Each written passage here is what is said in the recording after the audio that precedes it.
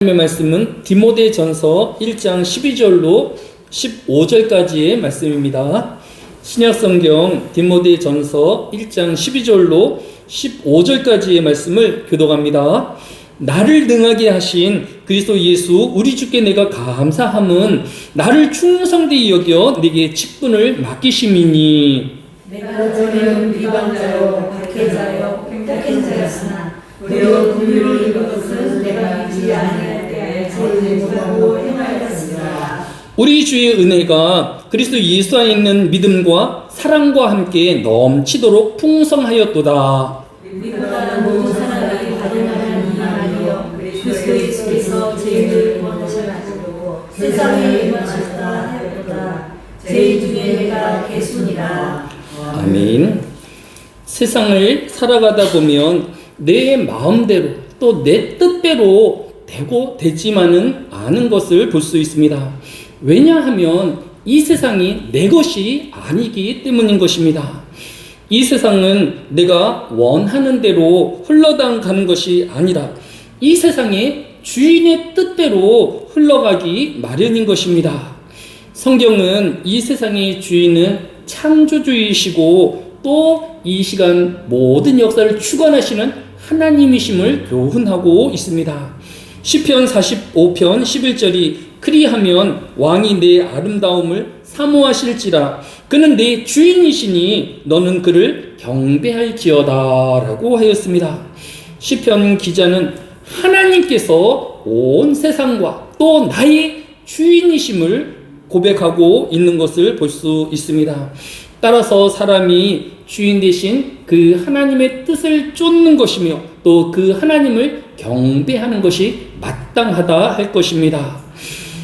때로는 이 세상이 나의 바람과 다른 방향으로 진행되어지는 것은 당연한 것입니다. 또 이 세상이 나의 유익이 아닌 나의 손해되어지고 나에게 고통이 되어지는 방향으로 흘러가는 것도 어떻게 보면 당연하다 할 수 있을 것입니다. 사람은 창조주 하나님을 거슬려서 그 하나님의 경륜과 역사를 바꿀 수는 없는 것입니다. 따라서 그 사람이 만약 지혜롭다라고 하면 하나님의 뜻을 거스르려 하기보다는 빨리 그 하나님의 뜻과 하나님의 섭리를 따라서 자신이 하나님의 뜻 가운데로 들어가는 사람이야말로 지혜로운 사람이다라고 할 수 있을 것입니다. 다윗이 그러하였습니다. 다윗은 자신의 불화인 우리아의 아내 바스바를 범한 죄 때문에 자신의 아들이 생사를 오가는 중한 병에 걸리자 밤을 새며 하나님께 기도하였습니다. 사무엘하 12장 15절로 16절에 보면 우리의 아내가 다윗에게 낳은 아이를 여호와께서 치심에 심히 않는지라 다윗이 그 아이를 위하여 하나님께 간구하되 다윗이 금식하고 안에 들어가서 밤새도록 땅에 엎드렸으니라고 하였습니다. 다윗은 무려 7일 동안 먹지도 않고 잠을 자지도 않고 밤새도록 땅에 엎드려서 그의 아들이 병 낫기만을 간곡하게 기도하였던 것입니다. 그럼에도 불구하고 우리아가 낳은 이 자신의 아들은 7일 만에 죽고 말았습니다. 다윗의 기도는 효과가 없었고 이제 그 아들은 자신에게 다시는 돌아올 수 없게 되어진 것입니다. 이때 다윗은 자신의 기도에 응답 없음을 한탄하거나 하나님을 원망하거나 또 불평하거나 시리에 빠지지 아니하였습니다. 오늘날의 부모가 자식을 위하여서 이보다 더한 수고와 애씀도 감당하였을 것입니다. 그러나 이 아들이 죽자 다윗은 사무엘하 12장 22절로 23절에 아이가 살았을 때에 내가 금식하고 운 것은 혹시 여호와께서 나를 불쌍히 여기사 아이를 살려주실는지 누가 알까 생각하였습니다. 지금은 죽었으니 내가 어찌 금식하라 내가 다시 돌아오게 할 수 있느냐 나는 그에게로 가려니와 그는 내게로 돌아오지 아니하리라 하니라 라고 하였습니다. 이후로 다윗은 옷을 정건하게 입고 음식을 다시 먹기 시작하였다라고 합니다. 사람이 당하는 슬픔과 고통을 거스려서 자신을 더 학대하고 또 자신의 생명마저도 끊으려는 많은 사람들이 있는 것을 볼 수 있습니다. 그렇게 해서라도 그 아들이 죽음에서 다시 살아날 수만 있으면 그러할 수도 있을 것입니다. 하지만 그 하나님의 뜻을 사람이 어떻게 거스리고 하나님의 뜻을 어떻게 물을 수가 있겠습니까? 다윗은 그 하나님의 뜻에 순종하였으며 또 하나님께서 이루시는 역사를 신뢰하였던 것을 볼 수 있습니다. 이처럼 모든 하나님의 백성은 이 하나님의 경륜과 하나님의 섭리 앞에 겸손하여야 할 것입니다. 오늘 본문에 사도 바울이 그러하였습니다. 사도 바울은 고린도후서 11장 24절로 25절에 유대인들에게 40에서 하나 감한 매를 5번 맞았으며 3번 태장으로 맞고 1번 돌로 맞고 라고 하였습니다. 사도 바울은 40에서 하나 감한 매를 5번 맞았다라고 하였습니다. 성경을 찾아보니까 신명기 25장 1절로 3절에 사람들 사이에 시비가 생겨 재판을 청하면 재판장은 그들을 재판하여 의인을 의롭다 하고 악인을 정죄할 것이며 악인에게 태형을 합당하면 재판장은 그를 엎드리게 하고 그 앞에서 그의 죄에 따라 수를 맞추어 때리게 하라. 40대까지는 때리려니와 그것을 넘기지는 못할지니라고 하였습니다. 사도 바울은 단지 복음을 증거하였다라는 이유 하나만으로 유대 공회의 재판을 5번이나 받았다라는 것입니다. 그 재판 때마다 가장 크고 무서운 판결인 40의 하나 감한 매를 5번이나 선고받았다라는 것은 5번의 선고에서 다 패배하였다라는 것을 의미하는 것입니다. 혹시 여러분은 재판에 경험해 본 적이 있습니까? 사람이 한 번 재판에 휘둘리는 것도 그것도 억울함으로 재판에 휘둘리는 것은 매우 힘들고 고통스러운 일이라고 합니다. 시간도 많이 걸리고 비용도 많이 들고 또 갖은 또 오해와 또 여러 비난을 다 감내해야 하기 때문인 것입니다.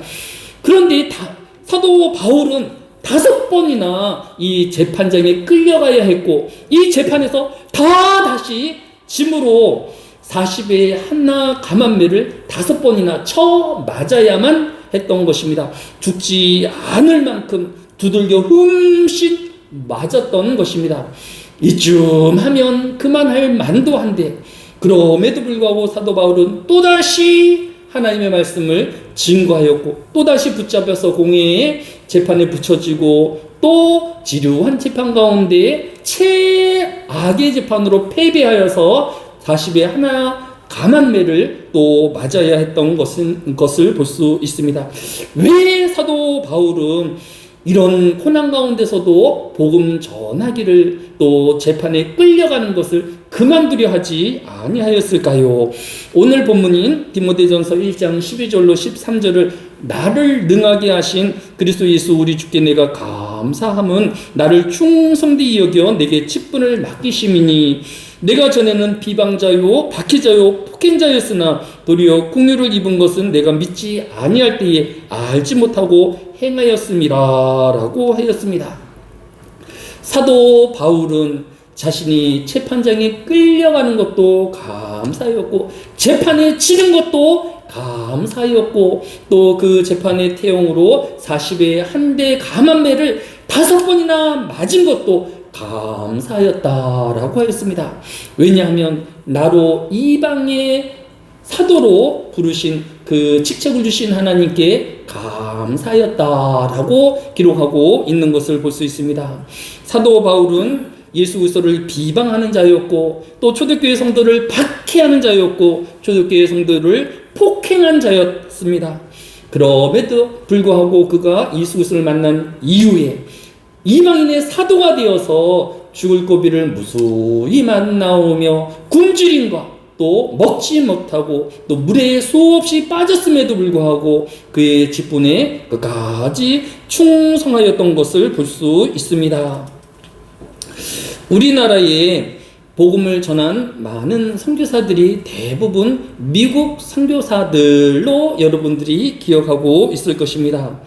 우리나라의 장로교 선교사인 언더우드 목사님이 그러하고 감리교 선교사인 아펜젤로 목사님이 모두 미국인이기 때문입니다. 그런데 우리나라를 대표하는 세브란스 병원을 세운 분은 캐나다 선교사입니다. 캐나다의 선교사인 올리버 에이비스이라는 분이 우리나라의 근대의학의 아버지로 불리우고 있는 캐나다 선교사 출신인 것입니다.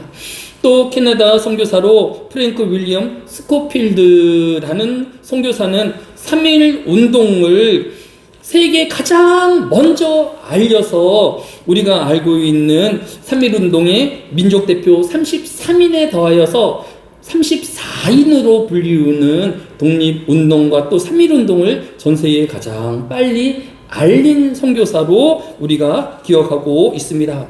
끝으로 로제타 셔우드 홀은 25살 되던 해에 우리나라의 의료 선교사로 또 여성으로 우리나라에 와서 선교사로 의사 부부로 섬겼는데 이 남편이 4년 만에 전염병으로 숨을 거두고 말았습니다. 남편의 장례를 마치고 그녀가 매일 쓰는 일기장에 늘 하던 대로 성경 한 구절 적고 그날의 상황을 기록하였는데 그날의 기록에는 에스겔 24장 16절 말씀이 기록되어 있었습니다. 제가 찾아서 읽어보니까 인자야 내가 내 눈에 기뻐하는 것을 한 번 쳐서 빼앗았으리니 너는 슬퍼하거나 울거나 눈물을 흘리거나 하지 말며라고 하였습니다. 그는 가장 귀한 남편을 빼앗기기는 하였지만 이 에스겔 선지자에게 임하였던 것처럼 무수히 많은 은혜 중에서 단 한 개를 빼앗긴 것이기 때문에 너는 울지도 너는 슬퍼하지도 말라라고 기록하였던 이 하나님의 말씀대로 비록 남편은 잃었지만 그는 끝까지 우리나라에 남아서 또 의료 발전에 혁혁한 공을 세운 선교사, 캐나다 선교사로 기억되고 있는 것을 볼 수 있습니다. 올해 2026년 4월 7일에 바로 우체국에서 우리 한국 여성 의료 발전에 헌신한 외국인으로 바로 이 로제타 셔도 홀을 기념하는 기념 우표를 발매하였다라고 합니다. 그녀가 평양에 여성 병원을 설립하였고 또 1928년에 최초의 여성 간호사와 의사를 양성하는 조선여자 의학 강습소를 개설하였고 최초로 시각장애인을 위한 특수교육기관을 설립한 것을 공을 인정한 결과라고 합니다. 오늘 저는 우리가 앞에서 살펴보았던 것처럼 다윗이 아들을 잃기는 하였지만 로제타 셔도 홀이 가장 사랑하는 남편과 또 딸을 잃었지만 한 번도 하나님을 원망하지 아니하고 좌절하지 않은 것은 오늘 본문인 디모데전서 1장 14절이 우리 주의 은혜가 그리스도 예수 안에 있는 믿음과 사랑과 함께 넘치도록 풍성하였도다라고 기록하고 있는 것을 볼 수 있습니다.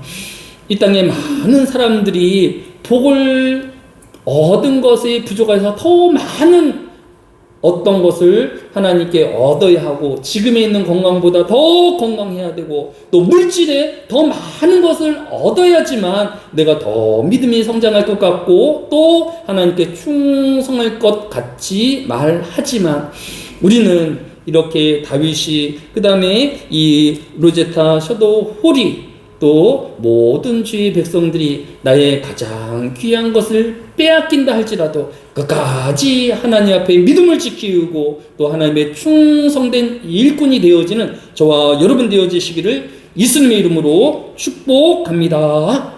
사도 바울은 오늘 본문인 마지막 절인 디모데전서 1장 15절에 mit보다 모든 사람이 받을 만한 이 말이요 그리스도 예수께서 죄인을 구원하시려고 세상에 임하셨다 하였도다. 죄인 중에 내가 괴순이라라고 자신의 죄됨을 고백하며 하나님의 은혜와 또 하나님께 모든 영광을 돌리고 있는 것을 볼 수 있습니다. 우리는 더 낮아지고 또 내 것에 있어서 더 많은 것을 잃는다 하였지라도 하나님께 감사하며 영광을 돌리우는 저와 여러분 되어지시기를 예수님의 이름으로 축복합니다.